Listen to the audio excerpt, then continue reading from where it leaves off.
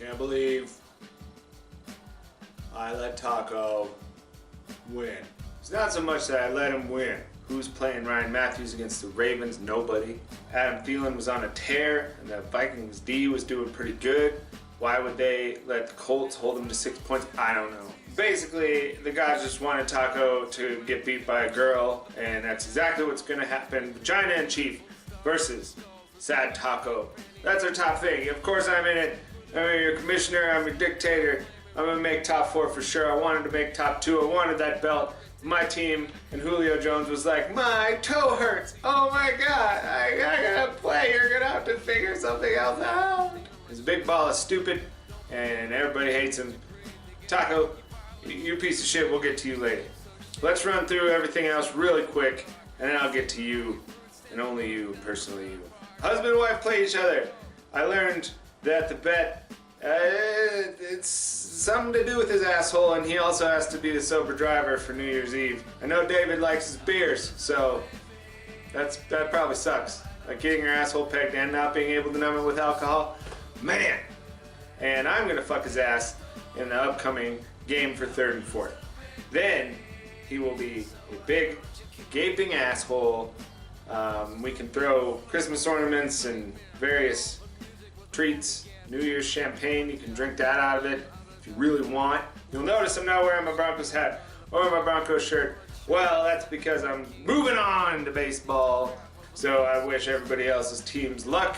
I'll be happy to watch the Broncos win if they're gonna win, and I'll be happy to watch them win the Super Bowl. But I figured I'd show you my sweet haircut and this nice Rocky shirt that somebody made me. David versus Amber. Amber ends up winning by 3 points, 143 to 140. That is a heartbreaker, especially when you get to watch the game sitting next to the person all weekend long, Saturday, Sunday, and Monday. Next up on the list is me versus Taco. We all know how that turned out. Taco, you taco filled with poop. You vagina taco, you pig taco. Fuck pig taco. Ty Montgomery, McFagin, or whatever. Fucking showing up, putting Ty Montgomery in for no reason. Ty Montgomery won you the whole thing, and Ty Montgomery has only had like 1 or 2 other good games the entire season. So you can thank your lucky stars that that's what happened to you. Ty Montgomery, Ty Montgomery, Ty Montgomery. Fucking hate Ty Montgomery. Sleepers beat Ramrod, so I made it so that Ramrod was demoted, Johnny Nightmare was promoted, and Johnny Nightmare plays Wizard Sleepers for 5th and 6th place. For last place, we have the Fandangler versus the Wheel. The Wheel, sad amount of points. 58 points is what they scored. They're going to the Douche Bowl against Fandangler, who will get the license plate and the golden douchebag. Crazy, you already have the golden douchebag and the license plate at your house. If you lose, I expect a picture on your Audi of the license plate. And if you want to leave it there all year and be a man, be a man. And I know that you run a business and it's supposed to be professional. Well, it's a conversation starter. You tell all these people when you're doing business with them, yeah, I lost fantasy football, and that's the thing. The thing is, I work so hard on my businesses that I don't have enough time to manage or do good at fantasy football. I'm the worst fantasy football player ever. And you can put the golden douchebag on one of your many mantles in your giant mansion. So I'm in 3rd place, fighting for 3rd place in 2 leagues. I couldn't make it in either. I'm a big loser pants. My pants are filled with loser poop. Crazy. I also, just to get in your head a little bit, I saw that sweater vest, bro. It's a real nice sweater vest that you got there in that picture on Facebook. Sweater vest. You went into your car, drove to a clothing store, not even like a thrift store. You went to a men's clothing shop, searched for a sweater vest that fit you, tried probably multiple on to see which one you liked the most, purchased said sweater vest, walked out, and wore it to an occasion. You, sir, are a sweater vest wearing motherfucker. Many of you were saying that we should hang out, do like post season so that I can hand out the money and the belt and stuff like that. So let's think about like the first weekend in January, not like New Year's, but like the weekend after that. And we'll go downtown to One Up or something, so we don't have to dirty up anybody's house. If anybody has a different suggestion or a different place they'd like to go, just let me know. And the last thing I'll say about today, predictions. We have a tie for the first time in prediction history. Johnny Nightmare and the Vagina in Chief tied for high score. I'm apt to give it to Vagina. 1, because she's higher up in the rankings, and 2, because we know Johnny Nightmare won't do anything. And you can do it in email, video, however you'd like to do it. It's on you. I think this is your second one. First one you did email style. So I saw your husband did video. He upped the game in your house, so maybe you do video next. Go ahead, vertical screen, iPhone style, however you want to do it. Johnny Nightmare, if you want to do it too. Hey, two predictions aren't bad, but we know you're shy, so you don't have to do that shit either. And Vagina Chief is new, and so if she wins, I'm going to focus all my anger next year on her, as I did this year on Taco. And since I think Taco might not end up with that belt, I'm going to go ahead and do a little tribute to Taco right now, and tell a little bit of his life story so that all of you know a little bit more about him and where he comes from. Taco started out in a baby named Frank Giovanni's diaper in the late 80s.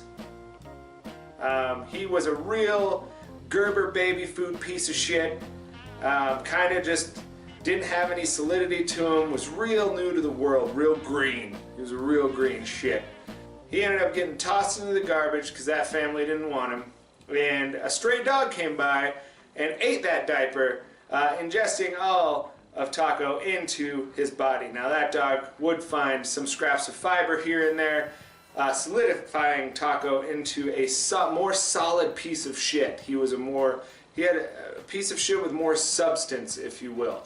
That dog eventually processed him and shit him out into a lawn, and then that shit got picked up by a Mexican gardener named Aurelio Sanchez. And Aurelio Sanchez put him in a bucket, put him in the back of his pickup truck, and took him down to the dumpster.